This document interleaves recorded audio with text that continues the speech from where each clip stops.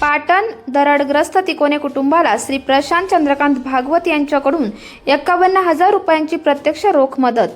फक्त शब्दांची सहानुभूती नाही तर कृतीतून दाखवली सामाजिक बांधिलकी।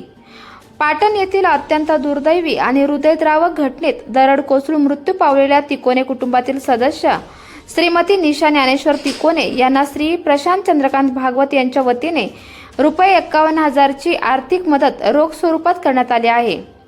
पाटण येथे झालेल्या मुसळधार पावसामुळे दरड कोसळण्याची अत्यंत भीषण दुर्घटना घडली होती। यामध्ये कैलासवासी नंदकुमार तिकोने, कैलासवासी अनिता नंदकुमार तिकोने व कैलासवासी ज्ञानेश्वर नंदकुमार तिकोने यांचा दुर्दैवी मृत्यू झाला। या भीषण संकटामुळे संपूर्ण तिकोने कुटुंब कोलमडून पडले असून श्रीमती निशा ज्ञानेश्वर तिकोने यांच्यावर दुःखाचा डोंगर कोसळला आहे।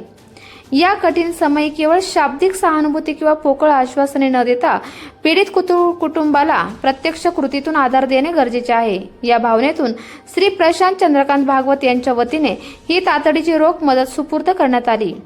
संकट काळात धावून जात सामाजिक बांधिलकी जपणे आणि पीडितांना थेट आर्थिक हातभार लावणे हाच या मदतीमागील मुख्य उद्देश आहे।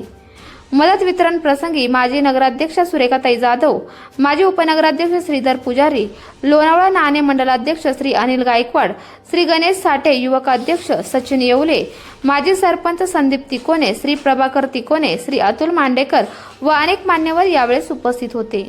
या प्रसंगी उपस्थित सर्व मान्यवरांनी व स्थानिक नागरिकांनी प्रशांत भागवत यांच्या या संवेदनशील आणि तातडीच्या कृतीशील मदतीचे मनापासून कौतुक केले असून या संकट काळात तिकोने कुटुंबाच्या पाठीशी खंबीरपणे उभे राहिल्याबद्दल कृतज्ञता व्यक्त केली आहे।